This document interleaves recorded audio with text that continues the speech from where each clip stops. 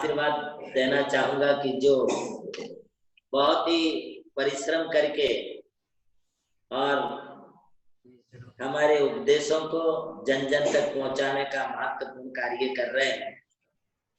वास्तव में भाई पारस जी लोहाड़े का चिंतन, उनकी थिंकिंग, उनकी सोच बहुत ऊंची सोच है और मैं समझता हूं कि आज के आधुनिक युग में उन्होंने अपनी विराट सोच से जैन धर्म को जन जन तक पहुंचाने के लिए जो योजनाएं बनाई है, जो सोचा है, वो एक बहुत अच्छी एक सोच है। आने वाले समय में अभी चातुर्मास कलश स्थापना के लिए मैं श्री पारस जी लोहाड़े को ये उत्तरदायित्व सौंपता हूं कि हमारे चातुर्मास सारी क्रिया आप बड़े अच्छे तरीके से संपन्न कराएंगे, जिससे कि सभी लोगों के लिए इसमें लाभ मिले। यही मेरी एक भावना है और मैं चाहूंगा कि पारस जी इसकी जवाबदारी संभालें। जी जरूर महाराज जी, जरूर कलश प्रोग्राम अच्छे से बनाए। जो भी आपको जैसे भी करना है आप वैसा नियोजन करके इसकी तैयारी में लगे। जरूर करेंगे। मैं अपने उद्बोधन के पूर्व मंगलाचरण कावण नमोकारम हरिहंताणं तये सिद्धाणं आयरिवच्चायाणं लोयम्मिया सवसारूढं जय मंगल भूदारं विमलां नानकं सन्मयानं त्रिलोक्य सेहराणं नमो सया सवशेताणं। मैं इस युग के अंतिम शासन नायक भगवान महावीर स्वामी एवं उनकी आराध्य आचार्य आर्ष परंपरा के कट्टर समर्थक परम पूज्य गणाधिपति कंदर आचार्य गुरुवर कुंतु सागर जी महाराज के लिए अपना नमोस्तु निवेदित करते हुए आप सब लोगों के लिए आपके जीवन की उन्नति एवं जीवन के विकास के लिए आज मैं पुनः नमोकार और सामायिक को लेकर के आपके बीच में उपस्थित हो रहा हूँ। मुझे इस बात की बड़ी प्रसन्नता है कि हमारे इस प्रवचन एवं इस आयोजन के लिए हमारे कई साधक मुनि हारिकाएं क्षुल्लक क्षुल्लिकाएं भी इसके लिए बड़ी तन्मयता के साथ देखती हैं और सुनती हैं। एवं हमारे इस झूम के लिए चालू करने के लिए हमारे अंकित जी संजय जी जो आते हैं, वे बड़ी मेहनत करके, क्योंकि मेरे पास ऐसा कोई इंस्ट्रूमेंट नहीं है कि जो ऐसा हो सके, किंतु वो एक अच्छे टेक्नीशियन हैं और अच्छे जानकार होने के कारण बहुत अच्छी व्यवस्था वो बना देते हैं। वो अपना टैब ला करके ये सारा नियोजन करते हैं। उन्हें मैं बात देता हूँ। इस नमोकार की महिमा को आप अनवरत सुन रहे हैं।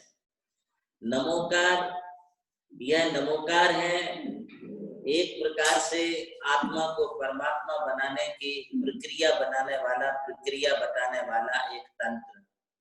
इसे हम नमोकार मंत्र कहते हैं, किंतु आज मैं शब्दों का प्रयोग कर रहा हूं कि नमोकार है एक तंत्र। तंत्र का मतलब है उपाय।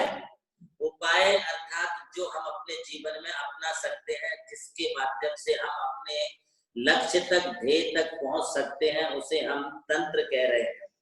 तो नमोकार सिर्फ एक मंत्र ही नहीं है, बल्कि नमोकार मंत्र एक तंत्र भी है। जैसे आपके पास कार है तो आप कार से अपनी मंजिल तक पहुंच सकते हैं, किंतु नमोकार के द्वारा आप मोक्ष की मंजिल को प्राप्त कर सकते हैं। इसलिए मैं नमोकार को एक ऐसा तंत्र बता रहा हूं कि जिसके आश्रय से और जिसके नजदीक आप पहुंच जाने के बाद आप खुद ये फीलिंग करेंगे कि वास्तव में नमोकार से अच्छी कोई सरोकार, नमोकार मंत्र से अच्छी कोई कार, नमोकार मंत्र से अच्छा और कोई दूसरा उपाय नहीं है जो हमें मोक्ष तक पहुंचा सके। आइए मैं आपको बता दूं, नमोकार और सामायिक। सामायिक यह शब्द एकदम आप सब लोगों के लिए नया शब्द होगा।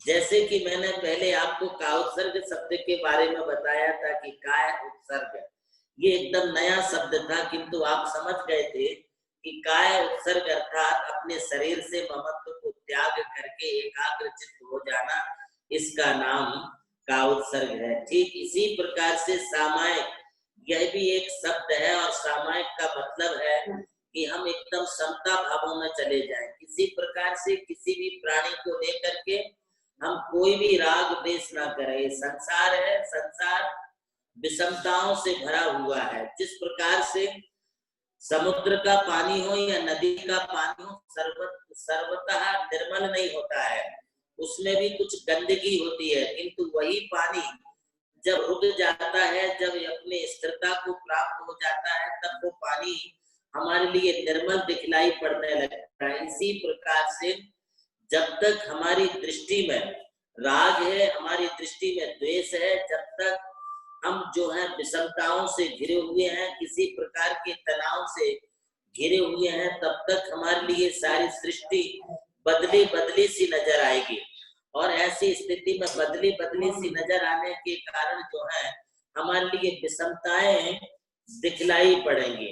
किंतु मैं आपको बतना हूं कि एक्चुअली सृष्टि ऐसी नहीं है। सृष्टि बहुत सुंदर है, बहुत अच्छी है, बहुत ही सुहावनी है। हम सृष्टि में जहां भी अपनी नजर डालते हैं तो हमारे लिए एक सुंदर प्राकृतिक नैसर्गिक सुहावना वातावरण देखने को मिलता है। ठीक जब हम अच्छी नजर से देखते हैं तो सब कुछ अच्छा दिखलाई पड़ता है। इसी प्रकार से अब हम अपने मन की तरफ जाएं। जब हम अपने मन की आंखों से देखते हैं, जब हम अपने अंतरंग के चक्षुओं से देखते हैं, तब हमारे लिए लोगों में कुछ प्रतिकूलताएं, कुछ विषमताएं दिखलाई पड़ती हैं, क्योंकि हमारी सोच वैसी है। हम अपनी थिंकिंग को, अपनी सोच को अच्छा बनाएं और अच्छा बना करके जो है उसे हम देखने की, सुनने की, सोचने की कोशिश करें, हमारे लिए जरूर अच्छा ही अच्छा दिखलाई पड़ेगा। तो अच्छा देखने के लिए अच्छी सोच चाहिए। इसके लिए कहते हैं सामायिक अर्थात समयोचित परिस्थितियों में अपनी अनुकूलता बनाना, अनुकूल भाव बना करके रहना। कभी किसी प्रकार से जो है कोई भी बात को मन में रख करके रंज नहीं करना, मन में रख करके खेद नहीं करना, शोक नहीं करना।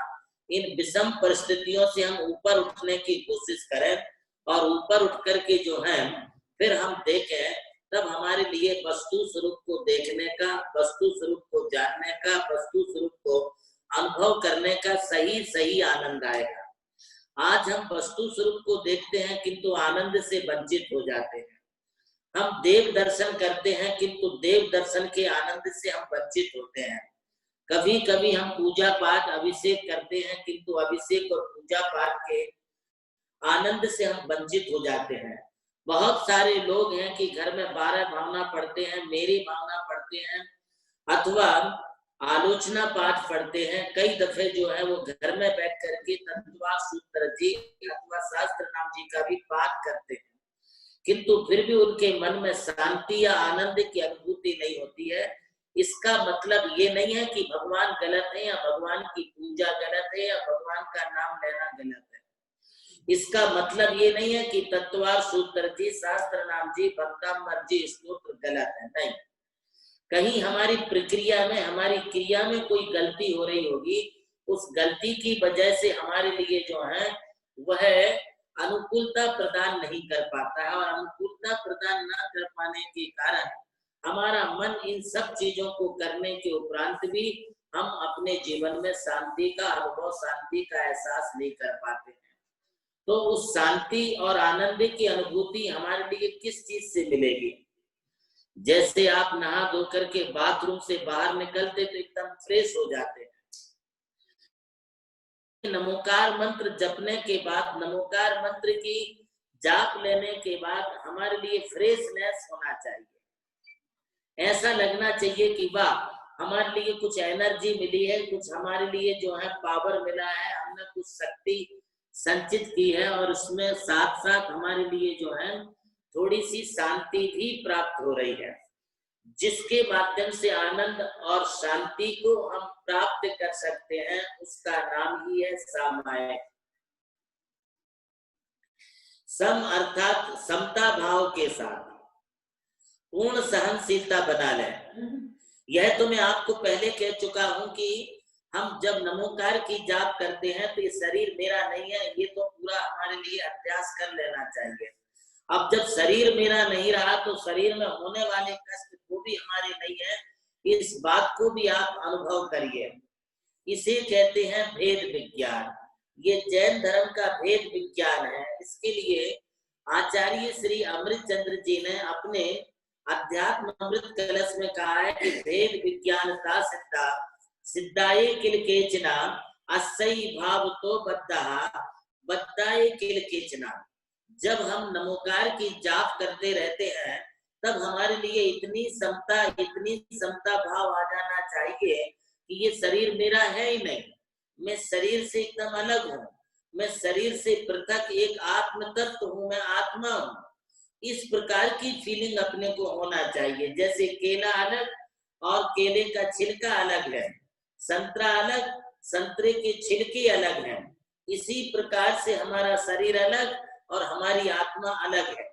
हम बिल्कुल पृथक हैं और ऐसा आत्म तत्व को पृथक समझते हुए फिर हम नमोकार मंत्र की जाप करें और नमोकार मंत्र की जाप करते समय इतनी तन्मयता आ जाए कि फिर हमें किसी से कोई राग द्वेष ना हो, किसी से कोई बैर विरोध ना हो, किसी के प्रति हमारे लिए कोई राग रोष नहीं होना चाहिए।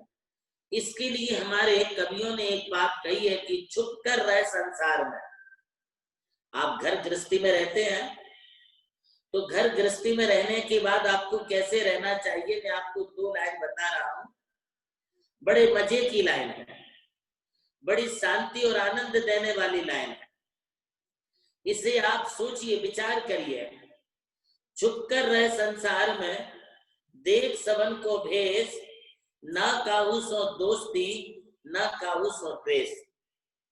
हमें घर में रह करके ऐसा रहना चाहिए कि हम घर में रहें किंतु लोग हमें ना देख पाए और हम सबको देख सकें, किंतु देख सबन का भेष। संसार में रहने वाले लोग सभी एक जैसे नहीं है, सब अलग अलग प्रकृति के हैं, अलग अलग मिजाज के हैं, अलग अलग दिमाग के हैं। मुंडे मुंडे मतिर भिन्ना, तुंडे तुंडे बचो भिन्ना, कुंडे कुंडे पयो भिन्ना। नीति वाक्यामृत में कहा है कि हर कुएं का पानी अलग अलग होता है। आप जितने गांव में जाएंगे उस कुएं के पानी का स्वाद अलग होगा। इसी तरह से जितने लोगों से आप मिलेंगे उनके हर एक के वचन अलग अलग होंगे। इसी तरह से हर एक व्यक्ति के दिमाग की उपज अलग अलग होगी। बोल नहीं सकते अपने दिमाग से कौन किस समय क्या उपज करेगा।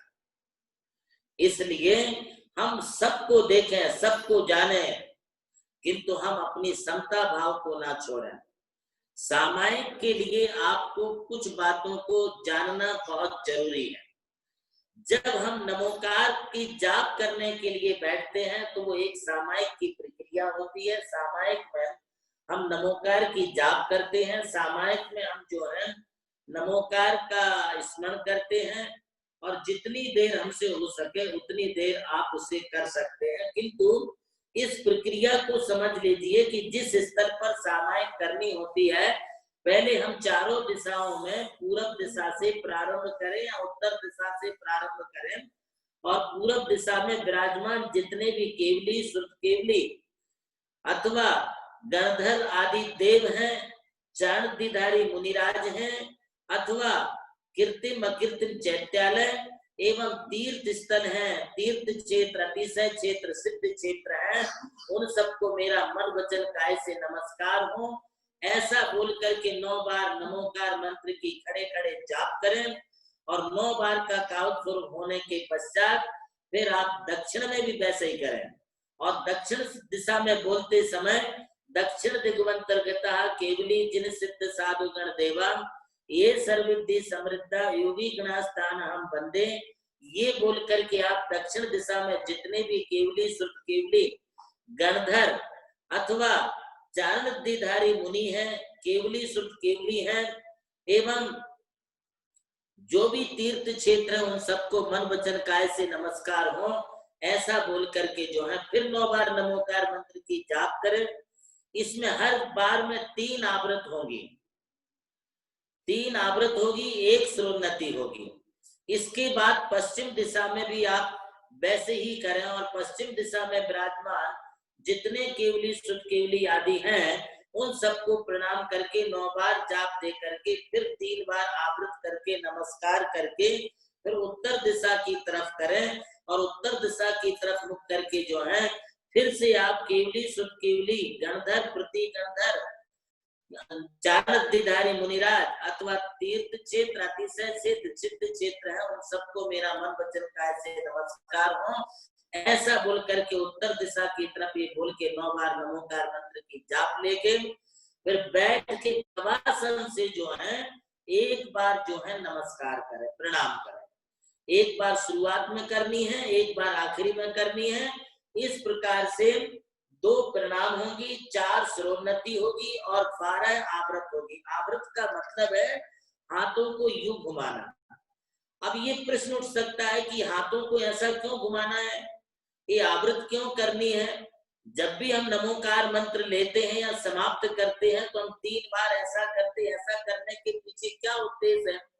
इसका बहुत बड़ा साइंटिफिक रीजन, शास्त्रीय रीजन हमारे केवली भगवान ने ये तिलोपन्नति में कहा है कि यावंती जिन चैत्यानि विद्यन्ते भुवनत्रये तावंती सततम भक्त्या त्रिपरितेत नमाम्यहम्।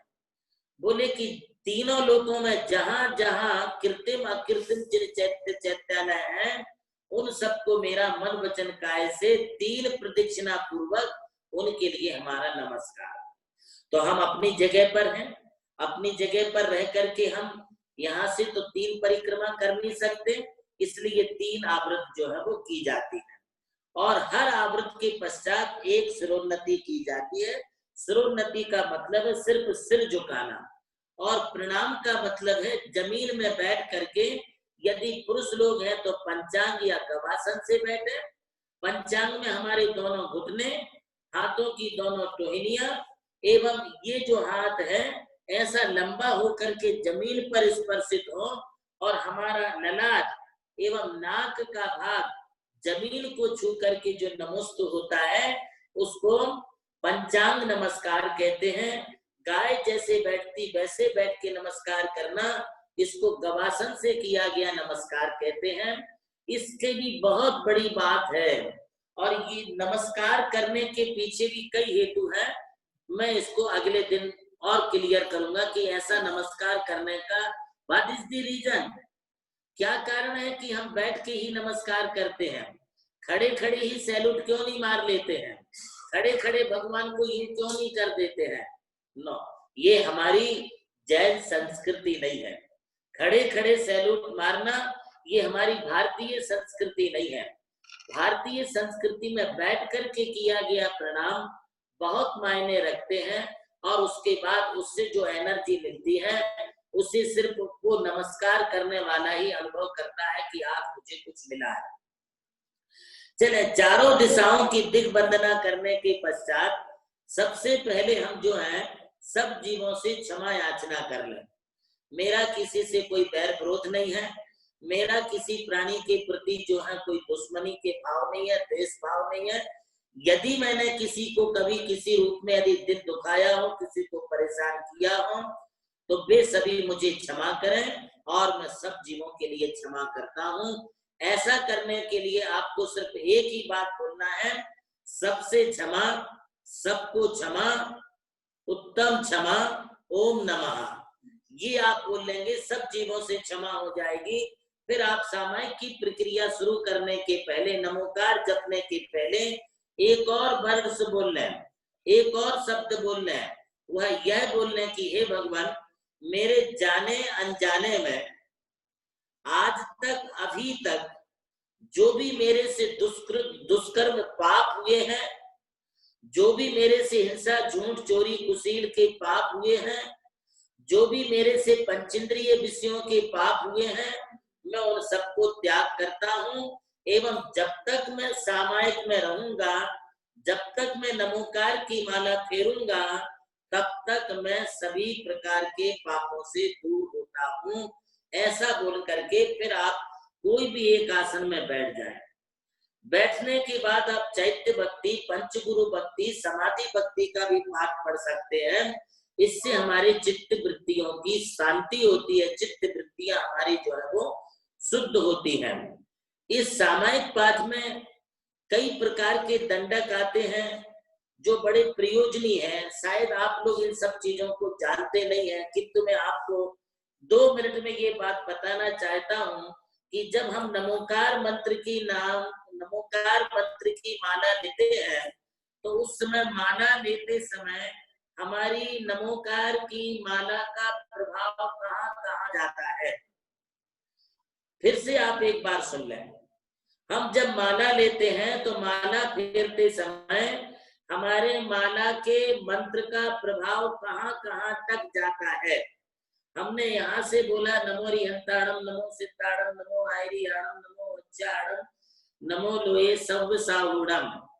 ये 5 पद हम जब बोलते हैं तब आप इतना ध्यान रखिए कि अड्डाई जीव 2 समुद्देशो पन्नारस का मुमेशो जावरंताणम, भयवरंताणम, आद्रियाणम, तित्याणम, जिनाणम, जिनोत्तमाणम, केवलियाणम, सिद्धाणम, बुद्धाणम, परिनिभूताणम, अंतर्दाणम, पारज्ञानम, धम्मारियाणम, धम्मदेशयाणम, धम्नागाणम, धम्मवर चौक चौकवट्टिणम, देवाही देवाणम, नाणाणम, दंसनाणम, चरित्राणम।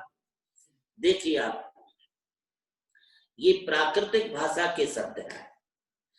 हम जब नमोकार की माला लेते हैं तो इसमें ये बताया है कि अड्डाई द्वीप 2 समुदेशो, अड़ाई द्वीप में एक जम्बू द्वीप, एक धातकी खंड द्वीप और आधा पुष्कर द्वीप।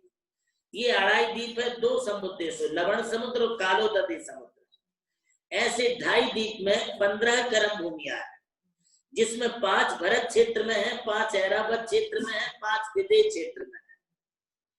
इन सभी क्षेत्रों में 15 कर्म भूमियों में जावरहंताणम, भयवंताणम, तित्याणम, केवलियाणम, सिद्धाणम, जितने भी तीर्थंकर हैं, केवली हैं, सिद्ध हैं, बुद्ध हैं, जो परिनिर्वाण को प्राप्त हुए हैं, जिन्होंने अपने दुखों का अंत कर दिया है, जो सिद्ध शिला को प्राप्त हो चुके हैं, जो भी धम्मारियाणम, धम्मदेशगणम, धम्मनायगणम, जो हमारे धर्माचारी हैं, जो धर्म की देशना देते हैं, जो गणधर है, जो धम्मवर चाउरंग चक्रवर्तीणम, जो धर्म रूपी तीर्थ का प्रवर्तन कराने के लिए चक्रवर्ती के समान है, तो वो हमारे तीर्थंकर होते हैं जो चक्रवर्ती के समान तीनों अड़ाई द्वीप में धर्म चक्र का प्रवर्तन करते हैं।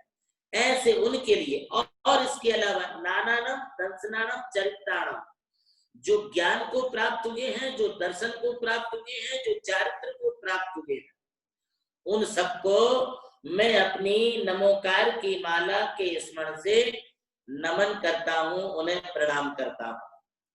अब ये करते समय हमारे लिए क्या होगा? सदा करेमी कार्यामी, मैं सदा नमोकार की जाप करता हूं, करने वाले के लिए अनुमोदना देता हूं और दूसरे के लिए मैं भी प्रेरणा देता हूं कि तुम भी ऐसा करो। एवं एक और विशेष बात है, वह विशेष बात यह है कि जब हम इस माला को करते हैं तो करेमी सामायम, हे भगवान अब मैं सामायिक की प्रक्रिया शुरू करता हूं और सामायिक की प्रक्रिया को शुरू करते समय मैं सब सावध योगम पचखामी, अब मैं सभी प्रकार के सावध योग को त्याग करता हूं, मतलब समस्त पाप क्रियाओं का मैं जो हूं त्याग करता हूं और इन क्रियाओं को ना मैं स्वयं करूंगा, ना किसी दूसरे को करने को बोलूंगा और ना करते हुए कि मैं किसी को अनुमोदना भी नहीं दूंगा। तो हम क्या करें? जब हम ये माला फेरते हैं तो उस माला फेरते समय एक बात ध्यान में रखनी है, हे भगवान तस् भन्ते ऐचारम बड़ी कमामी, भगवान मेरे द्वारा दिन भर में जो भी अतिचार, अतिक्रम, व्यतिक्रम, अतिचार, अनाचार हुए हैं उन सबको मैं छोड़ता हूं, त्याग करता हूं, अपनी निंदा करता हूं, गर्हा करता हूं और जब तक मेरी ये माला पूरी नहीं होती है तब तक मैं समस्त पापों से दूर होता हूं। अब ऐसा विचार करके बिल्कुल स्थिर होकर के अब आप माला फेरें। इसका नाम है सामायिक। सामायिक में मौन भी है, सामायिक में दृष्टि बंद भी है। सामायिक के काल में कानों में बिल्कुल कोई भी आवाज आने दो, अनसुना कर दीजिए, मुझे कुछ भी सुनाई नहीं पड़ता है, ऐसा तुम्हारे लिए भान होना चाहिए। पूर्ण तरह से अपने मौन को, वचन को, मन को, सबको बस में रखते हुए फिर आप जो है अपनी माला को लगातार करते रहिए। जितनी देर आप बैठे रह सकते, खड़े रह सकते हैं, उतनी देर बैठ करके आप माला करें। माला हृदय के पास हो, दूसरा हाथ आपका नाभि के ऊपर हो, नाभि से नीचे अपनी माला नहीं जाना चाहिए, जमीन पर माला नहीं गिरना चाहिए। यदि माला बहुत बड़ी है, माला बहुत लंबी है, तो आप एक काम करें, नीचे कोई कपड़ा बिछा लें, तो वो कपड़े के ऊपर फिर आपकी माला रहेगी तो कोई दिक्कत नहीं है, वरना उसके नीचे नहीं जानी चाहिए। तो ये सामायिक एकदम कोई कुछ भी बोले, कुछ भी हो जाए, आपको हिलना नहीं है, डुलना नहीं है, देखना नहीं है, सुनना नहीं है, बोलना नहीं है, आपको पूर्णता जो है हर कार्य से विरक्त हो जाना है। अब कई दफे होता यह है कि आप बोले कि चलो अभी दूध गर्म कर देते हैं, जब तक दूध गर्म कर देते हैं, दूध गर्म होता है तब तक हम माला फेर लेते हैं। अब होता यह है कि तुमने दूध गर्म करने को रख दिया और इधर माला लेकर के बैठ गए और उधर दूध उभरने लगा, उफान मारने लगा, बाप रे बाप, ये रखी माला और तुम दूध की तरफ दौड़ गए। ना तो तुम्हें दूध उबालने का फल मिला, ना तुम्हें माला जपने का फल मिला। एक समय में कोई एक ही कार्य करना चाहिए है? अब इधर सासू जी माला लेके बैठी हैं और बहू रानी पूछ रही है कि क्या बनाना है, मैं कौन सा आइटम निकालूं, फलाना आइटम कहाँ रखा है, तुम इशारे से बोल रहे कि वो डब्बे में रखा है, वो उसमें रखा है, वो फ्रिज में रखा है, वो रूम में रखा है। ये सब सामायिक के विपरीत क्रियाएं हैं। सामायिक में समता भाव, चाहे हमारे लिए उसमें कुछ फायदा हो या कुछ नुकसान हो, ये चीज हमें नहीं देखना है। जो कुछ भी फायदा होना है वो तुम्हारी सामायिक से तुम्हारे लिए होना चाहिए। एक बार एक सेठ जी आए, मैंने सेठ जी को बहुत समझाया, मैंने कहा सेठ जी आप कभी माला फेरते हैं? बोले फेरते हैं, ज्यादा नहीं करता हूँ, थोड़ी बहुत कर लेता हूँ। तो मैंने कहा क्यों नहीं कर पाते हो? बोले मैं दुकान में जाता हूँ और दुकान में जाने के बाद मुझे धंधा पानी करना पड़ता है। क्या तुम्हारी दुकान पे कंटिन्यू कोई ग्राहक रहता है क्या, कस्टमर? नहीं। बोले कंटिन्यू तो कस्टमर नहीं रहता है। तो मैंने कहा एक काम करो, तुम अपनी दुकान पर ही माला फेर लिया करो, दुकान पर बैठो, दुकान पर माला फेरते रहो। बोले चलेगा क्या? बिल्कुल चलेगी, दुकान भी चलेगी, माला भी चलेगी। किंतु जिस समय तुम माला फेरते रहते हो उस समय तुम हुंकार नहीं करना, हाँ ये नहीं करना, किसी को इशारा नहीं करना, किसी की तरफ देखना नहीं।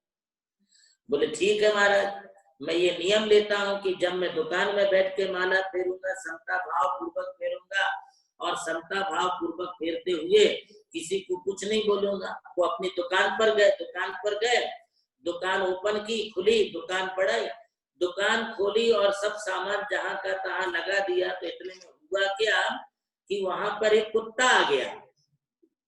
वो कुत्ता आ गया तो गुड़ खाने लगा। अब वो गुड़ खाने लगा, गुड़ की बड़ी बड़ी डली होती है, ढेली होती है, तो वो गुड़ खाने लगा। सेठ जी देख रहे। अब सेठ जी को याद आया कि मैंने तो नियम लिया है कि जब मैं माला फेरूंगा समता भाव रखूंगा, कुछ भी नहीं बोलूंगा। अब सेठ जी के मन में एक बड़ी विचित्र बात जगी। उन्होंने कहा सामायिक में समता भाव,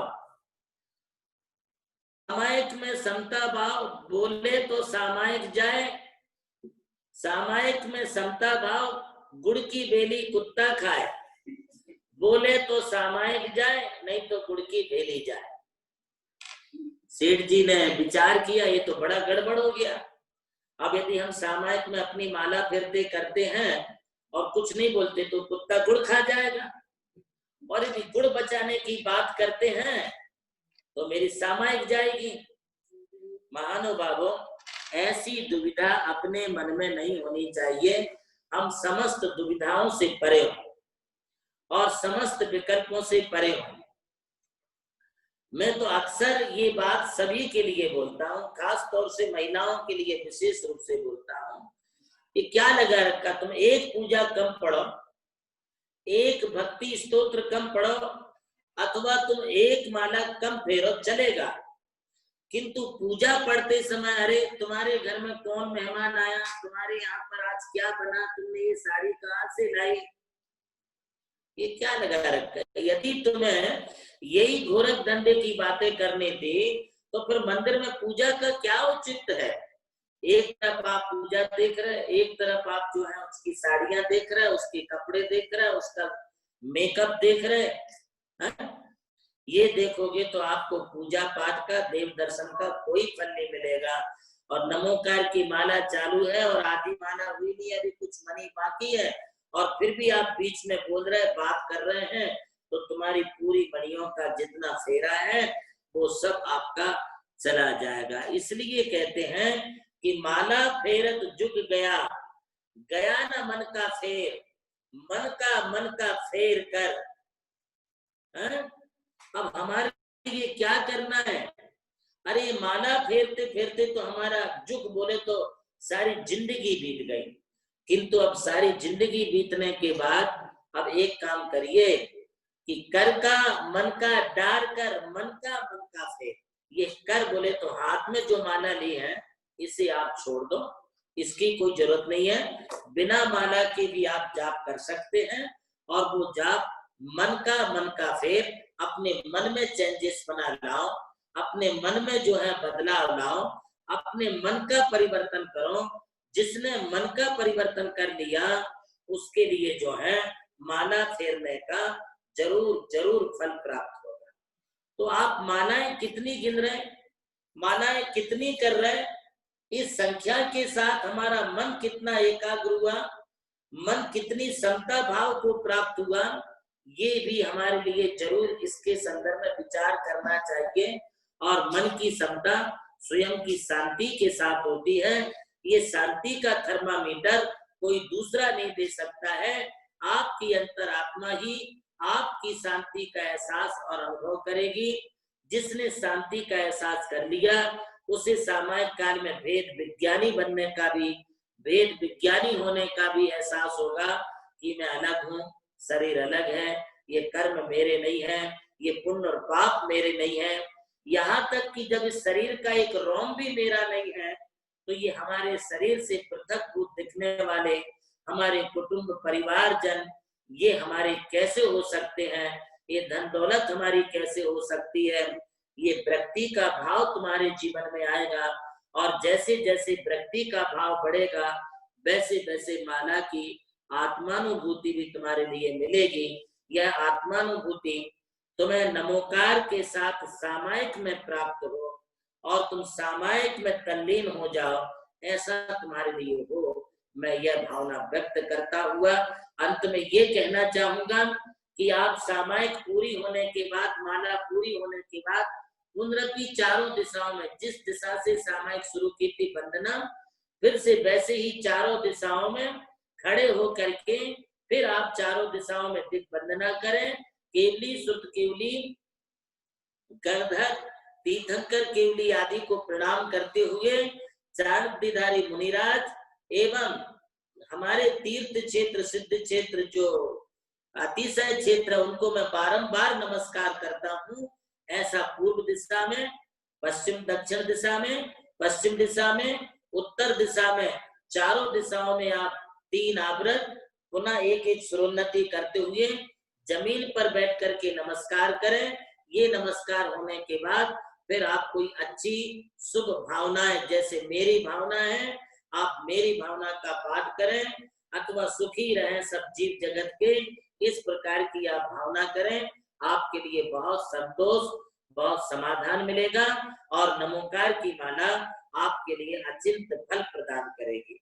आज इतना ही, आगे प्रश्न उत्तर की श्रृंखला प्रारंभ करें।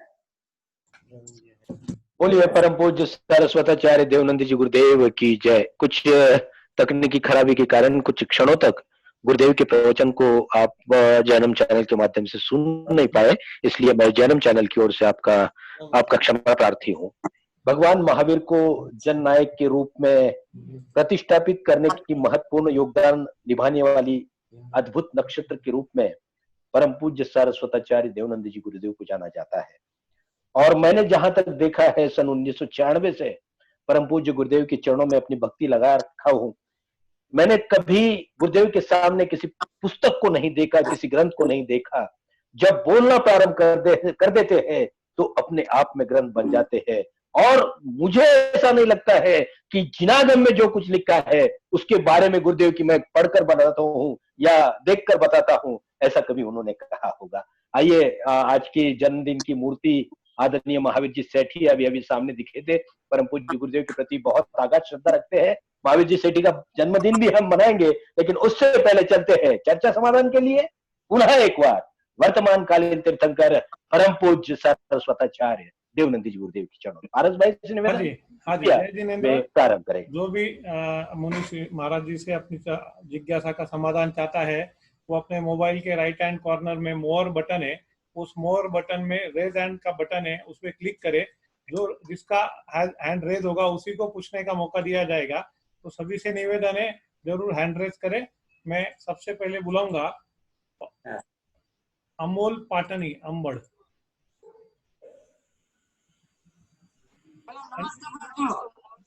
हाँ बोलिए, अपना प्रश्न पूछिए। भगवान की प्रतिभा है। आपकी आवाज में। हेलो, हाँ बोलिए। आवाज आ रही? हाँ बोलिए। आवाज आ रही? हेलो, पे चंदा तो भगवान की प्रतिभा है। हेलो, नहीं आ रही, आवाज नहीं आ रही। कब आ रही आवाज? कट कट के आ रही है। जब तक मैं अगला प्रश्न पूछता हूँ, समिति पहाड़े। आइए समिति जी, बोलिए समिति पहाड़े। बोलो बेटा।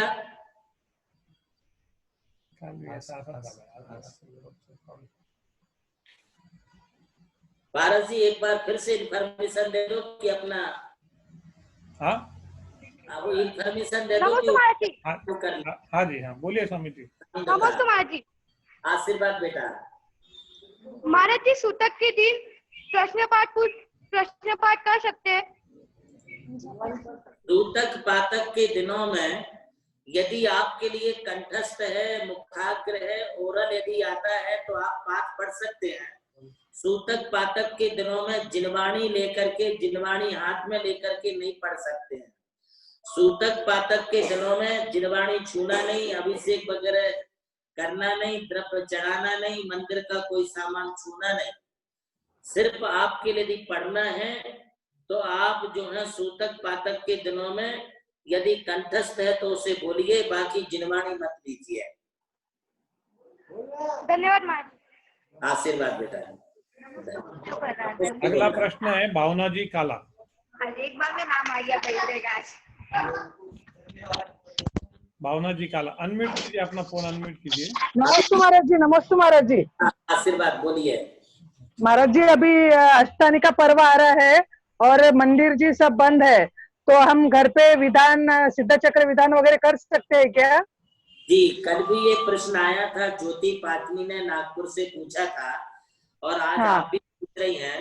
तो मैं आपको ये बताना चाहता हूँ कि मंदिर में यदि विधान करना है तो कम गर्दी करते हुए 30-40 लोग सोशल डिस्टेंसिंग बना करके मंदिर में भी कर सकते हैं।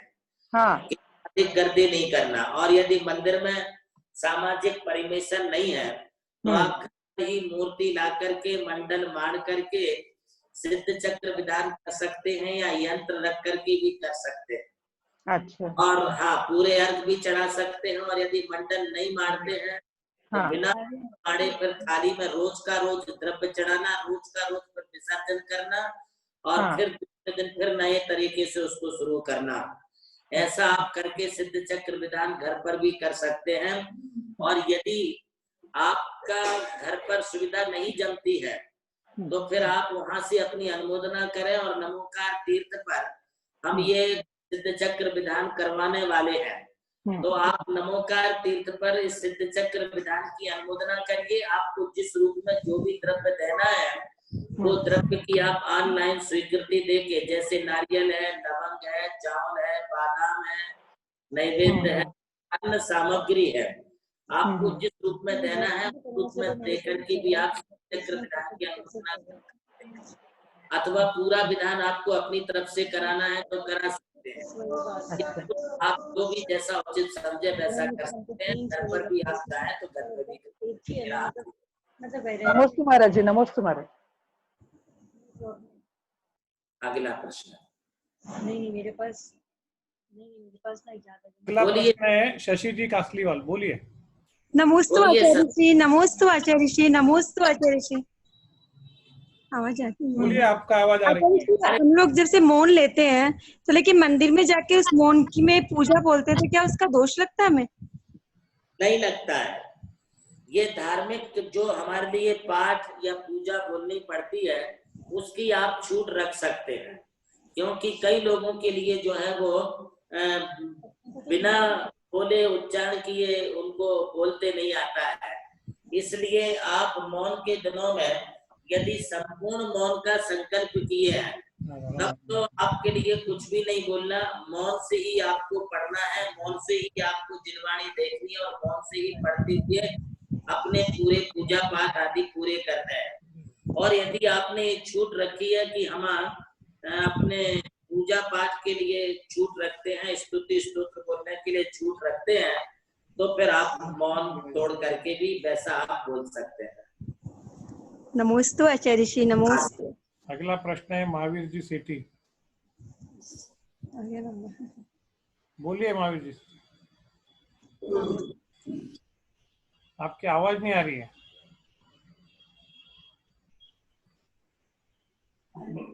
बोलिए बोलिए। जब तक दूसरा ले। अगला प्रश्न है रजनीश संदेलिया। रजनीश सांधेलिया। हाँ हाँ पूछे। अपना अनम्यूट कीजिए ताऊ जी, फोन अनम्यूट कीजिए। फोन कौन है उधर? रज्जू वगैरह? आपका फोन अनम्यूट कीजिए। कौन है वहां पर? उनको बोलिए अनम्यूट करने को।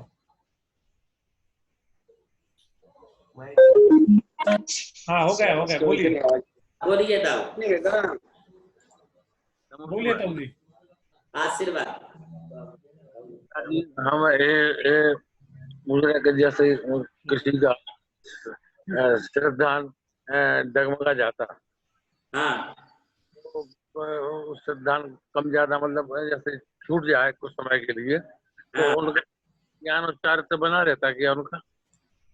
जी, कभी कभी ऐसा होता है ताऊ कि बहुत तीव्र चारित्र मोहनी कर्म के उदय से अथवा दर्शन मोहनी कर्म के तीव्र उदय से हमारे चल मनन अगाध रूप परिणाम होते हैं, और उस समय जो है हमारी श्रद्धा डगमगाने लगती है, और उस श्रद्धा के डगमगाने से लोग अपने चारित्र से या धर्म से भी च्युत होने लगते हैं। तो इस समय में भी उन्हें जो है धर्म बंध तो होता ही है, किंतु यदि उस स्थिति में वो पुनः अपने धर्म में स्थित हो जाते हैं, अपने सम्यक्त में और चारित्र में स्थित हो जाते हैं, तो पुनः उनके लिए मोक्ष मार्ग की प्राप्ति हो जाती है। एक बार श्रद्धा डगमगाने से या एक बार चारित्र से डगमगाने से कोई नैया डूबती नहीं है। जैसे सरोवर में, नदी में या समुद्र में नाव चलती है, किंतु आंधी तूफान आते हैं, नाव डगमगाने लगती है। उस समय यदि खेवैया सही है, अर्थात जहाज नाव चलाने वाला व्यक्ति सही है, तो वो नाव स्थिर हो जाती है और सही सुरक्षित किनारे पर पहुंच जाती है। इसी प्रकार से किसी कारणवश पंचेंद्रिय विषयों की बहुलता से, राग द्वेष से, प्रमाद से अथवा लोगों की देखा देखी, फैशनेबल, ये सारी चीजें देखने से कई लोगों के परिणाम डगमगाने लगते हैं। उस समय हमें अपने सम्यक दर्शन का, देव शास्त्र गुरु का सहारा लेना चाहिए, तो हम जो है अपनी डगमगाती नैया को सुरक्षित करके और सही मंजिल तक पहुंच सकते हैं। अगला प्रश्न। अगला प्रश्न है अर्चना जी कासलीवाल। अनम्यूट कीजिए अर्चना जी। स्क्रीन पे जो बटन आ रहा होगा उससे दबाइए। नमोस्तु गुरुदेव, नमोस्तु। आशीर्वाद। बोलिए। हाँ गुरुदेव, हम व्रत लेते हैं और उसमें अगर सूतक आ गया, वृद्धि आ गई, मासिक धर्म का अगर प्रॉब्लम आ गया तो उसको हमको फल मिलता है या नहीं मिलता है? देखिए, आप जो भी व्रत लेते हैं और किसी कारण से यदि आपको सूतक पातक हो गया या आपको मंथली प्रॉब्लम आ गया तो आपको उस समय सूतक पातक की अवस्था में भी उपवास आदि व्रत जो है वो तो करना ही चाहिए। सिर्फ आप उसमें पूजा नहीं कर सकते हैं, मन ही मन अपनी माला वगैरह आप जाप कर सकते हैं। आपका व्रत उस समय खंडित नहीं होगा। यदि आप मंथली पीरियड में भी होगा और आपका व्रत है, नियम है, तो आप उस व्रत को आप करिए। सिर्फ आप पूजा वगैरह नहीं करेंगे, कुछ भी नहीं करेंगे, चुपचाप शांति से बैठ करके घर पर ही मन जो है पंच नमस्कार मंत्र का जाप करेंगे। बाकी अपना व्रत जो है आप काम चालू रखेंगे। उनका व्रत खंडित नहीं होता है। ऐसा नहीं है कि व्रत खंडित हो गया पुनः दोबारा शुरू करें, ऐसी बात नहीं। बोलिए अगला प्रश्न। नमस्ते गुरुदेव। हाँ, अगला प्रश्न है सरला पहाड़े मालेगांव। अनम्यूट कीजिए फोन अनम्यूट कीजिए। आप अपना फोन अनम्यूट कीजिए, फोन के माइक चालू।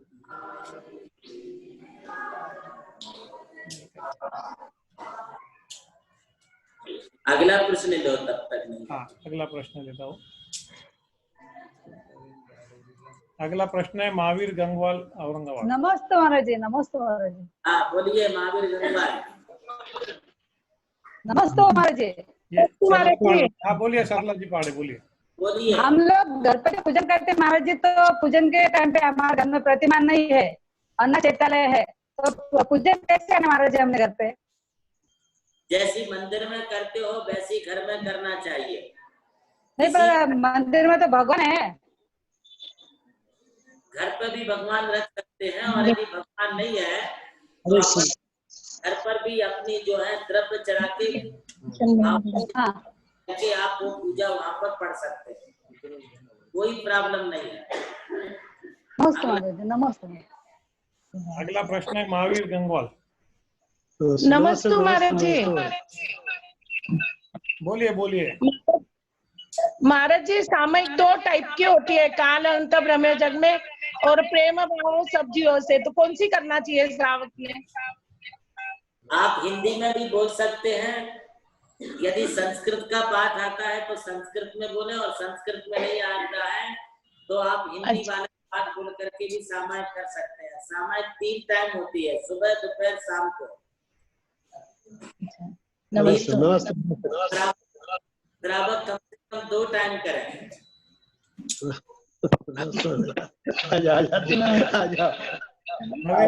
अगला प्रश्न है नवीन पहाड़े।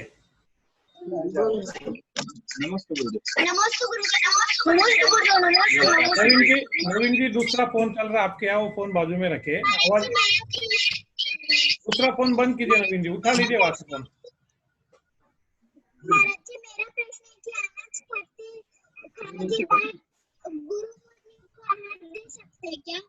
आवाज नहीं आई कुछ बेटा। प्राप्ति आवाज ठीक से नहीं आया तुम्हारा, आवाज फिर से बोलिए। नमस्ते गुरुदेव, अनाज खाने के बाद मुनि महाराज को आहार दे सकते हैं क्या? अनाज खाने के बाद मुनि महाराज? हाँ दे सकते बेटा। अनाज खाने के बाद पानी पीने के बाद कुल्ला करके आप जो है घर से जा करके शुद्ध कपड़े पहन के मन वचन काया की शुद्धि बोल के महाराज जी का प्रणाम करके आहार दे सकते हैं, कोई बाधा नहीं है।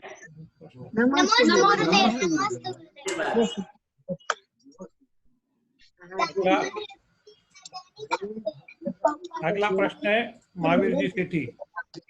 गुरुदेव नमस्ते। गुरुदेव नमस्ते। कोटि कोटि नमन गुरुदेव। नमस्ते। आज जन्मदिन है और एक मेरी जिज्ञासा है गुरुदेव। आवाज आ रही गुरुदेव? हाँ आ रही है, बोलिए। गुरुदेव नवकार मंत्र 108 बार या 9 बार ही क्यों बोलते हैं? ऐसा कुछ नहीं है कि 108 बार ही बोलना है या 9 बार। सुनिए, ये आपकी इच्छा पर निर्भर है कि आपको कितनी देर बोलना है। 9 बार बोलने का मतलब यह है कि 9 अंक सिद्धांत है। 9 को आप किसी भी संख्या के साथ गुणा करेंगे तो 9 ही आएगा। 9 एकम 9, 9 दूनी 18, 8 और 1 9, 9 तिया 27, 2 और 7 9। तो ये 9 को आप जितनी संख्या से गुणित करते जाएंगे, मल्टीप्लाई करते जाएंगे, उसमें 9 आएगा। इसे नवमांक कहते हैं।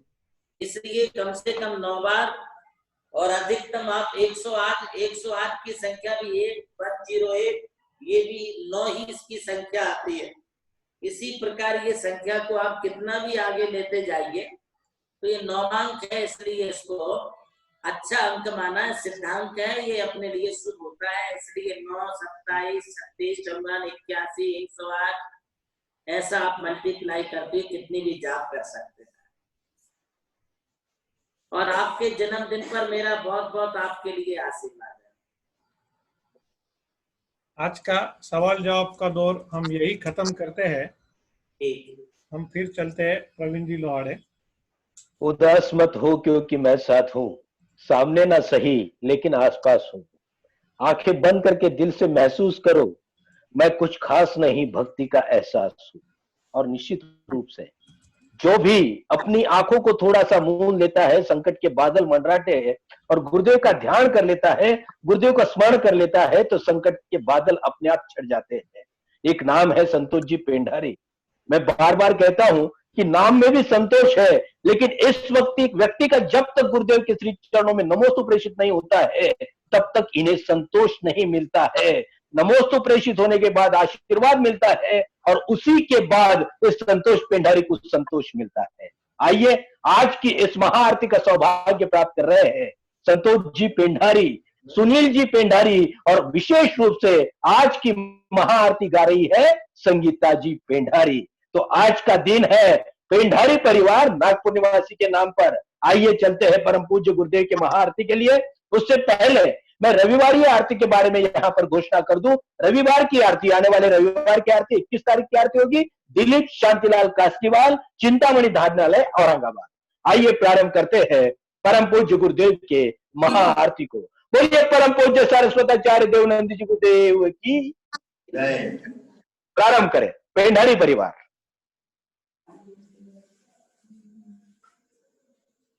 माइक अनम्यूट कीजिए, आपका माइक, फोन अनम्यूट कीजिए।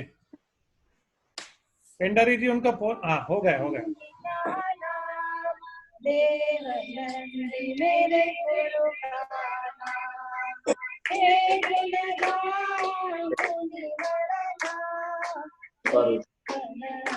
गुरु चरण प्रणाम, गुरु चरण प्रणाम। बुंदेलखंड के सागर में, शिवा देवी के पुण्य बोध में, जग में बालक एक महान, देवनंदी गुरु प्रणाम। पुण्य धाम मुनि का नाम, देवनंदी गुरु चरण प्रणाम। प्रेमचंद जी की पितृ छाया में, सिंगई जी के धार्मिक गृह में, बाल योगी हुए कमान, देवनंदी गुरु चरण प्रणाम। गुरु का नाम मुनि का नाम, देवनंदी गुरु चरण प्रणाम। सागर जी दीक्षा गुरु है, मोक्ष मार्ग के पथधारी है, मुनि दीक्षा का मंगलमान, देवनंदी गुरु चरण प्रणाम। गुरु का नाम मुनि का नाम, देवनंदी गुरु चरण प्रणाम। प्रज्ञा श्रवण आप हुए हैं, ज्ञान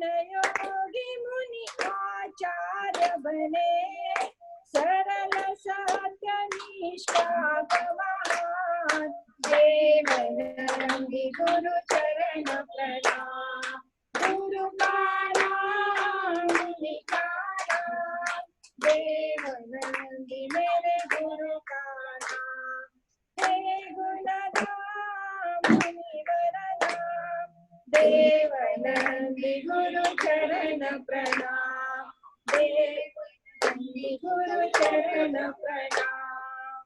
जय बोलो आचार्य देवनंद गुरुदेव की जय। जय जय गुरुवर भक्त पुकारे आरती मंगल गावे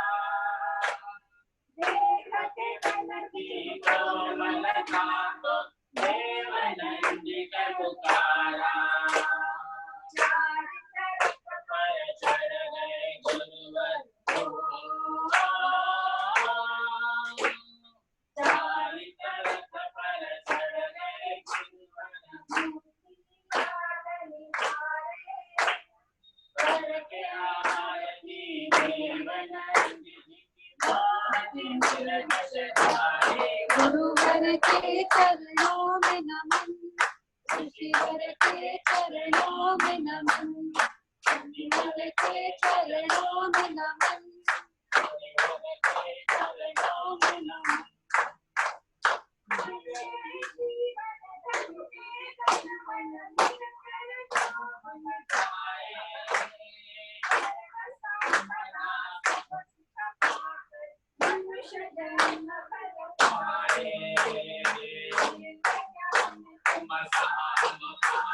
बहुत सुंदर, बहुत सुंदर।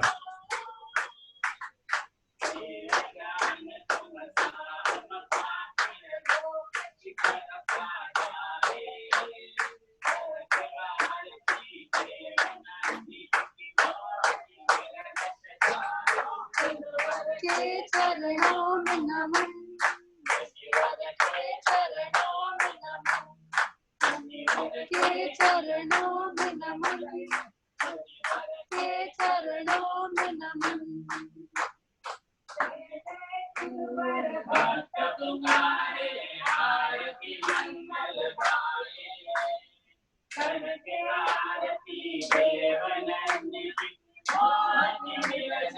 जाए।